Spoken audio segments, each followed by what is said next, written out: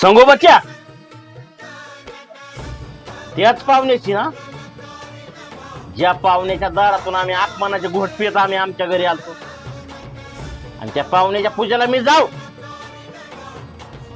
वारे, ते असेल पैशावाला, बागायतदार, बंगल्यावाला, ते त्याच्या घरी, आणि आमची चटणी भाकर आमच्या घरी. म्हण की निरोप आलाय आणि बंगल्याची पूजा. अजून अपमान विसरतोय काय आमचा, जो त्यांनी त्यांच्या दारात केलता त्यो?